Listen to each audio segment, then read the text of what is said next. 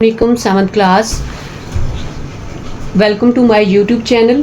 बेटा हम exercise 1A कर रहे थे।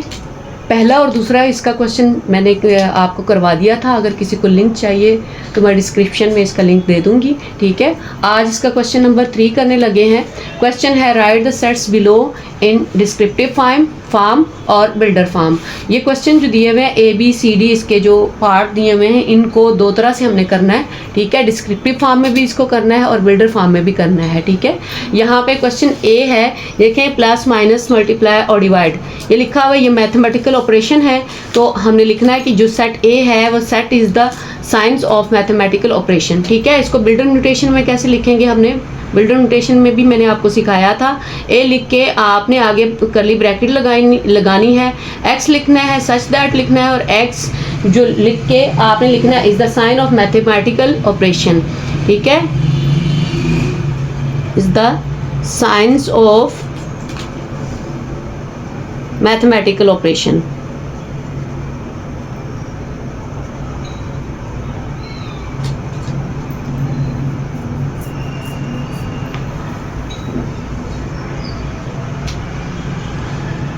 ठीक है। अगला क्वेश्चन है ट्यूसडे और थर्सडे, ये इसका B पार्ट है, ठीक है। इसको हमने कैसे करना है, डिस्क्रिप्टिव फॉर्म में, वर्ड्स की फॉर्म में कैसे लिखना है। ये डेज ऑफ वीक है स्टार्टिंग विद लेटर T। क्या लिखना हमने, B इक्वल लिख के आपने लिखना days of the week starting days of the week starting with letter T, with letter T, यानी T से स्टार्ट होने वाले जो हैं हमारे पास डेज ऑफ वीक हैं, ठीक है।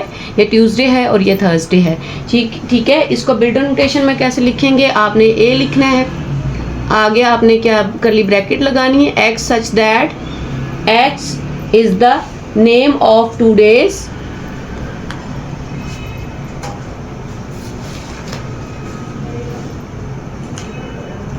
name of 2 days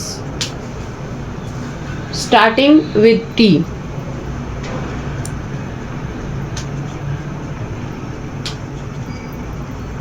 with T, ठीक है। अगला क्वेश्चन जो है क्वेश्चन 3C, ये क्या है, रेड, अंबर और ग्रीन। इसको डिस्क्रिप्टिव फॉर्म में हमने कैसे लिखना है, ये ट्रैफिक लाइट जो हमारे इशारों पे लगी होती हैं ना, उनके जो है वो सिग्नल्स के नेम है, ठीक है। हमने क्या लिखना है, colours of light in a traffic signal, ठीक है।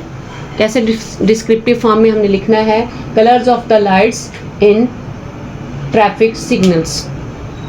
कौन सा क्वेश्चन हमारा C पार्ट है, हमने लिखना है colours of light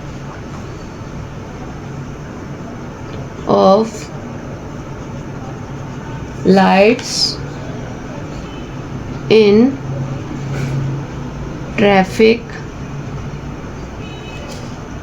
signals,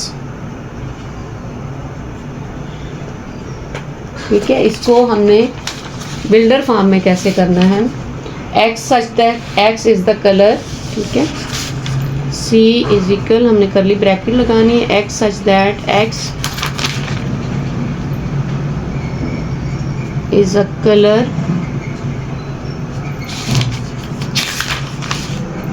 of lights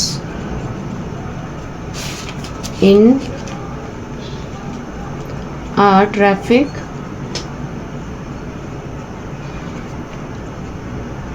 signals, ठीक है। अगला इसका जो है वो D पार्ट है, ये 1, 2, 4, 8 और 16 है, ठीक है। ये जो है वो फर्स्ट 5 पावर ऑफ 2 है, इसको हमने कैसे लिखना है ये देखते हैं, ठीक है। Is the set of the first 5 power, E is equal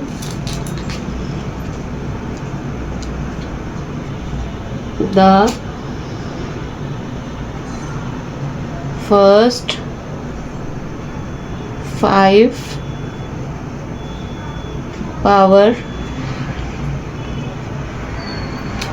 of 2।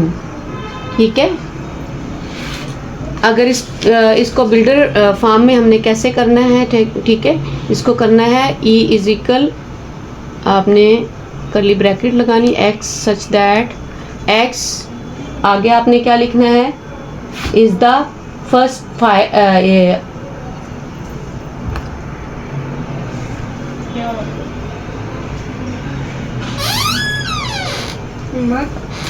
मम्मा क्या लिखा है, हज़रत दाऊद अलैहिस्सलाम लोहे की ज़मीन बनाना, जंजीर होगा। जंजीर नहीं, वो होता है ज़िरे, ज़ेरे हे ये नून गुन्ना ज़िरे।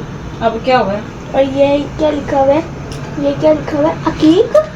मम्मा अकीक करते हैं, मेरी ऐसी आंखों के अंदर वाड़ी जा रही है, ऐसे दूर से मुझे दिखा। हकीकत। आप मुझे ये बताओ कि आपने ये कौन सी उसका है बुक का, उर्दू। अकीक की, उसमें देखो जिसमें है ये उर्दू का है। बाहर चीजें मम्मा ने भेजे हैं। देखो अरे अम्मा चले मम्मा, चले। एक सेकंड,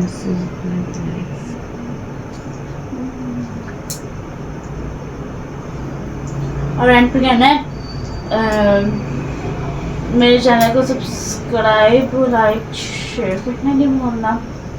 और अगर आपको कोई सवाल हो तो कमेंट्स बॉक्स में पूछिएगा, मैं आपको उसका इंशाल्लाह जवाब दूँगी।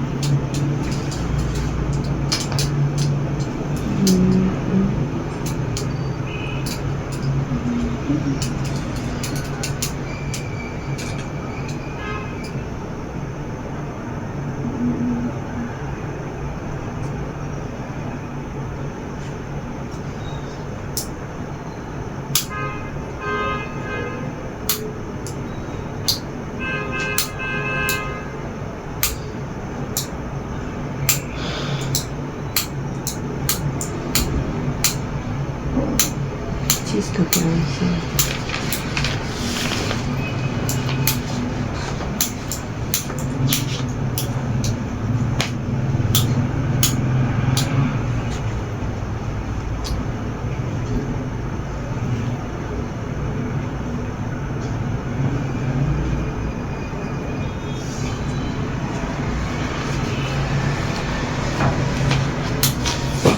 हम स्टार्ट कर लें, जब खत्म हो जाएगी वो डाल।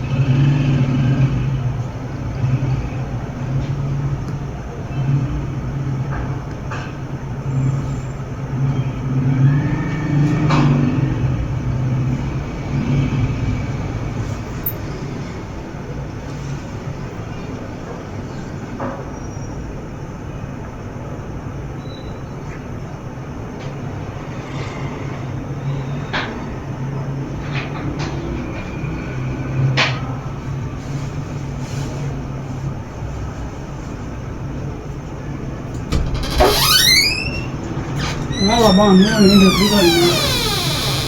अच्छा क्या पूछना था?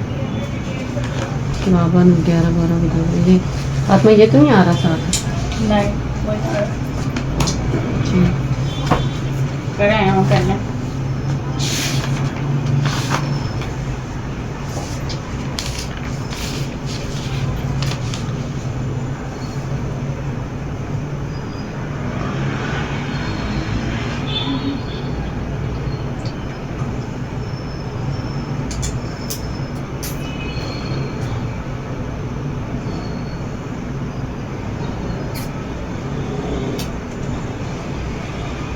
हाँ बस एक क्लास में होनी है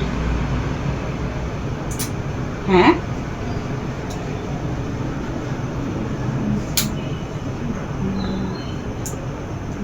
कहाँ से स्टार्ट करते हैं? जहाँ से ऑफिया आया था किधर चली गई है कंपास?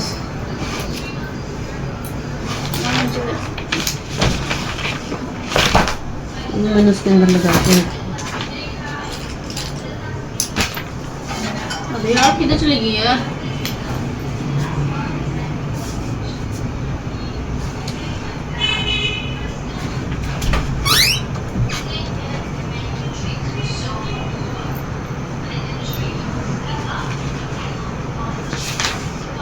नहीं है यहाँ पे। मिशकार से पूछो। मिशकात कंपास किधर है?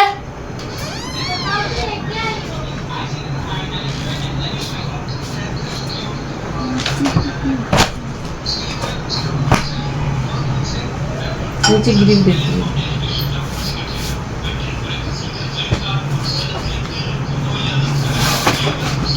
इधर आगे कहाँ चलिए? बाहर टेबल पे देखिए।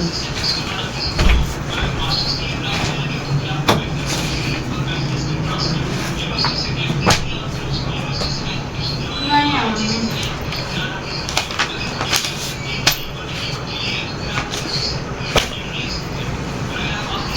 ऐसे में आ गए हैं।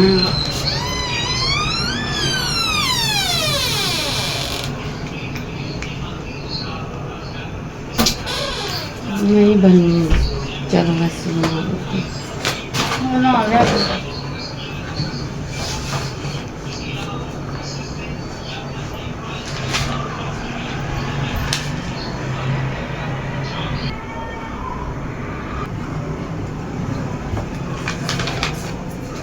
चलिए जी अगला क्वेश्चन जो है हमारा 4B क्वेश्चन है। इसमें भी उन्होंने यूनिवर्सल सेट दिया हुआ है, ए सेट दिया हुआ है और बी सेट दिया हुआ है। ठीक है, इसका हमने क्या नाम है, इसको वेन डायग्राम में हमने शो करना है। ठीक है, जो हमने कॉमन है वो एलिमेंट पहले ले लेने हैं, बाकी सारे हमने इसमें देखें। हमारे पास 4 कॉमन है और क्या कॉमन है हमारे पास 5 कॉमन है, 7 कॉमन है और 9 कॉमन है। 4, 5, 7 और 9 ये देखें इधर भी 4, 5, 7 और 9 ये पूरे का पूरा जो है वो बी सेट जो है वो इसका कॉमन सेट है। ठीक है, तो अब हमने लिखना स्टार्ट करते हैं। हम पहले हमने आपको मैंने बताया था कि जो रेक्टेंगल बनी हुई है ना ये यूनिवर्सल यानी कि यू सेट को रिप्रेजेंट करती है। तो सबसे पहले हमने ए के एलिमेंट लिखने हैं। हम देखते हैं कि दोनों में कॉमन क्या है। आपकी बेटा ये जो है ना लाइन जो है ना इसके अंदर रेक्टेंगल के अंदर रहे, रेक्टेंगल से बाहर नहीं आनी चाहिए। ठीक है, ये हमने ए को ड्रा किया हुआ है। अब हमने इसके अंदर बी को ड्रा करना है क्योंकि सारे सेट इसके जो हैं वो कॉमन है। हमने लिखना है 4, 5, 7 और 9 ये तमाम के तमाम इसमें कॉमन है।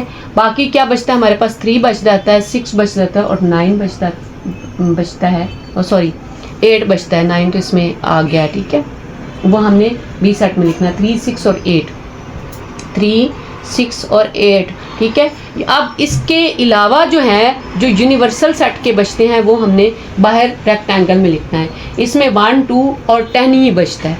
देखें 1, 2 और 10 हमारे पास बाकी बचा। ये देखिए 1, 2, 3, 4, 5, 6, 7, 8, 9 ठीक है और 10 अब ये क्या है, रेक्टेंगल यू को रिप्रेजेंट कर रहा है, पहले वाला जो है वो सर्कल ए को रिप्रेजेंट करता है, दूसरे वाला बी जो है, दूसरे वाला सर्कल जो है वो बी को रिप्रेजेंट करता है। यहाँ तक तो हमारी वेन डायग्राम मुकम्मल हो चुकी है। अब इन्होंने आगे भी पूछा हुआ है कि is B a proper subset of A, explain करें। तो क्या हमने लिखना है कि yes B is the proper subset of set A and B are not equal. A और बी अगर ए इसके इक्वल नहीं है, ठीक है, क्या लिखना है हमने, yes B is a proper subset of set A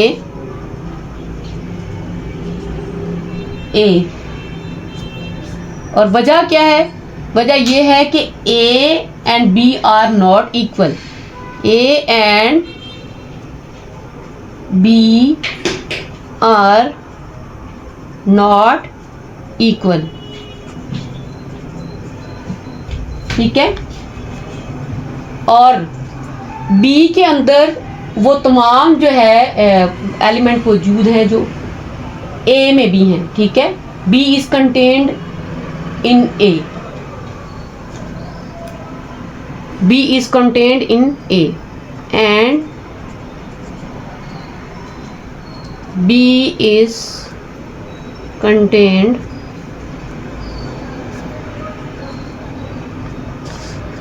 in A,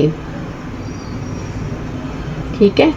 अब इसका जो है इसके भी दो पार्ट हो चुके हैं, ठीक है। अब अगला इसका क्वेश्चन जो है वो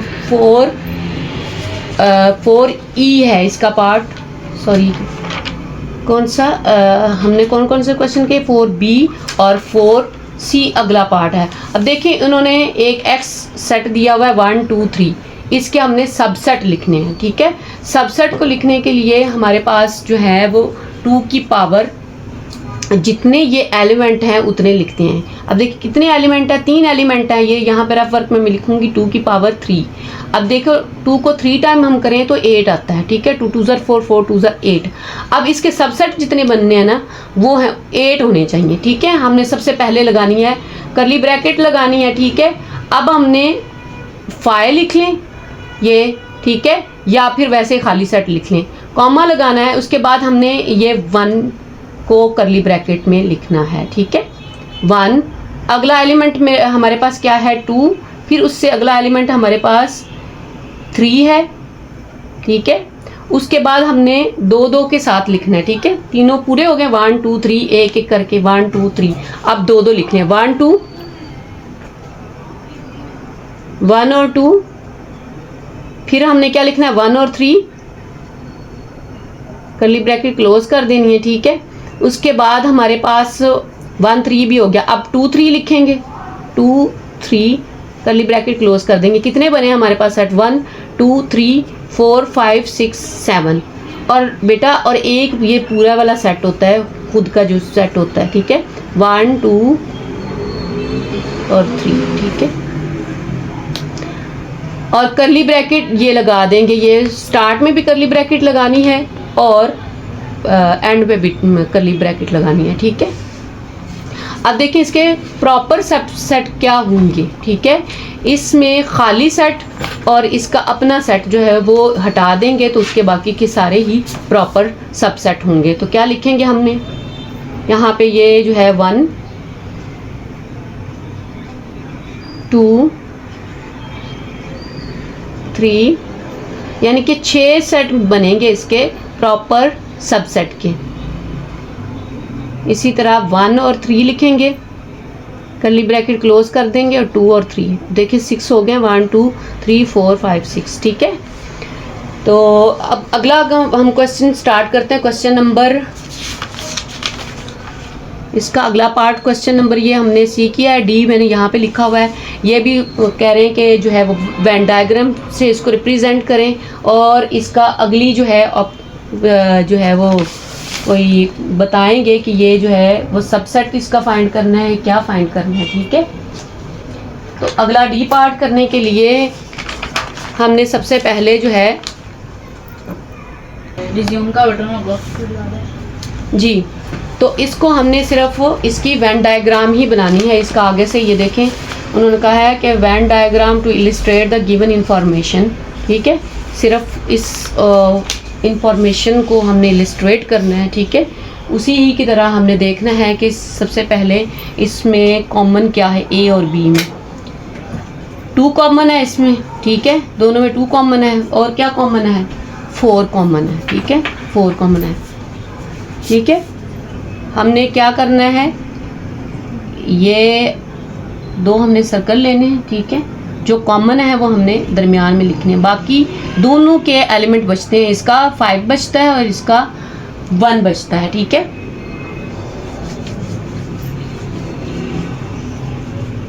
इसका 1 और 3 बचता है बी का, ये बी लिखेंगे यहाँ पे। 1 और 3 इसका है रिमेनिंग जो है, और जो हमारे पास कॉमन है, कॉमन इसके अंदर आ जाएंगे कि दोनों में ये कॉमन है। ठीक है, और इसका हमारे पास ये ए का मैंने लिख दिया है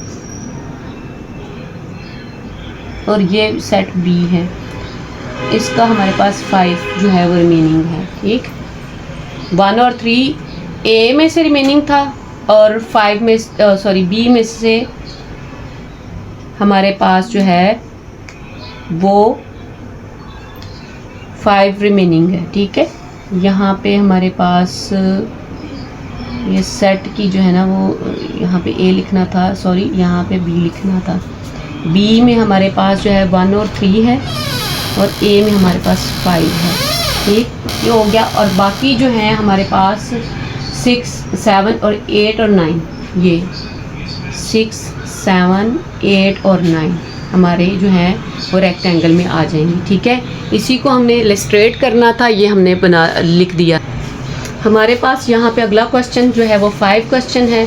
उन्होंने कहा है कि इसमें से कुछ ये सेट दिए हुए हैं यहाँ पे, ये हमारे पास question A B C D 4 parts दिए हुए हैं। इसमें से हमने देखना है कि 2-2 हमारे पास सेट मौजूद हैं, इन दोनों में हमने कंपेयर करके बताना है कि डिसजॉइंट सेट कौन सा है, ओवरलैपिंग कौन सा है, इक्वल कौन सा और इक्विवेलेंट कौन सा है। ठीक है, तो ये सबसे पहला ए वाला क्वेश्चन जो है वो है, पहले जो लिखने हमने ए जो है वो सेट है ऑड नंबर का। ठीक है, ऑड नंबर आपको पता है कि जो 2 के ऊपर डिविजिबल नहीं होते, ए का सेट हम लिख लेते हैं ऑड नंबर का।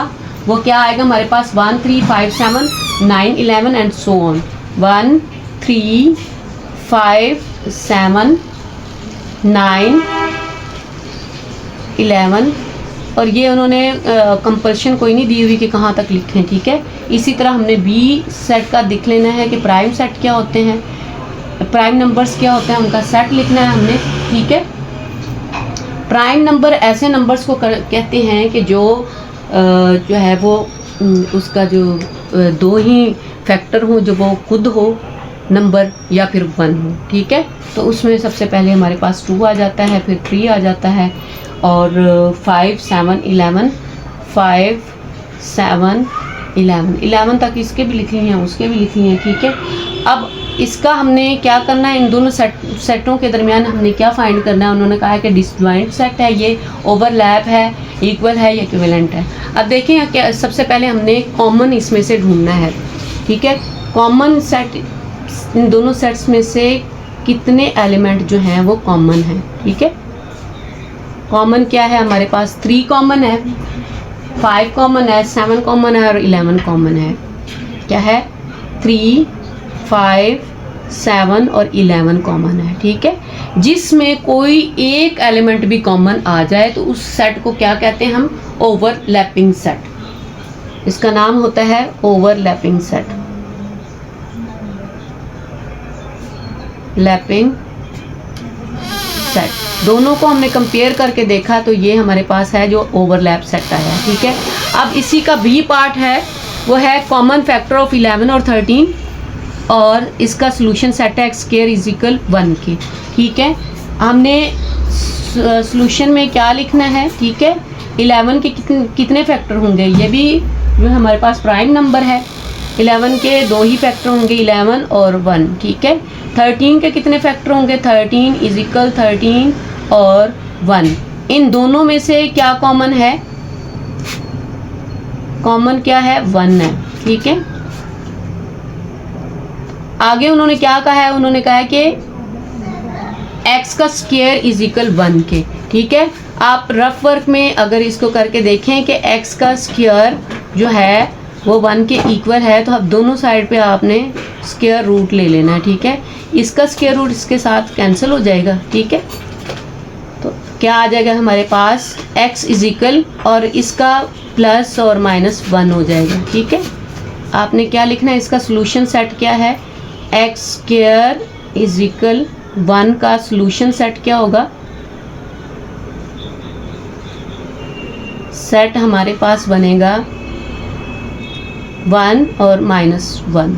अब देखें, अब इन दोनों में कॉमन देखना है, इन दोनों में भी हमारे पास जो है वो 1 कॉमन निकल रहा है, ठीक है। तो मैंने आपको पीछे भी बताया था कि कम से कम एक एलिमेंट जिसका जो है वो कॉमन हो जाए तो वो ओवरलैप सेट होता है, ठीक है। तो ये भी क्या है? अगेन ओवरलैपिंग सेट हो जाएगा।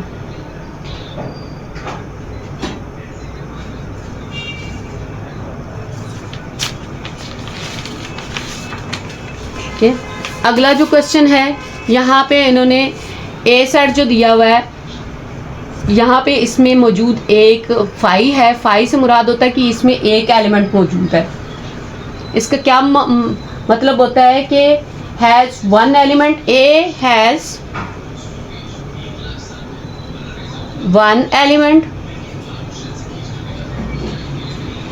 और इसको क्या कहते हैं? Empty set. इस फाई को बगैर करली ब्रैकेट के इसको क्या कहते हैं? ये एम्प्टी सेट है, ठीक है। दोनों में कुछ भी कॉमन नहीं है, ठीक है। तो ये इसको क्या कहेंगे? हम इसको लिखेंगे डिसजॉइंट सेट। कॉमन इसमें कुछ भी नहीं है, ठीक है। क्या लिखेंगे? खाली सेट लिख लें, कॉमन इसका कुछ भी नहीं है, ठीक है। तो ये क्या आएगा? Disjoint set. Disjoint set. अगला हमारे पास क्वेश्चन है, क्वेश्चन डी इसका पार्ट है, ठीक है। उसमें 5, 10, 15, 20 और 25 आ रहे हैं हमारे पास, और दूसरे में हमारे पास आ रहे हैं जो है वो वावल्स लेटर्स आ रहे हैं, ठीक है। वावल लेटर्स क्या होते हैं? ठीक है, ए ई आई ओ यू। तो हमारे पास ए ई आई ओ और यू अगर हम लिखते हैं तो दोनों को आप देखें, दोनों में इसमें भी कोई कॉमन नहीं है। तो क्या हम लिखेंगे? ये भी डिसजॉइंट सेट है, ठीक है।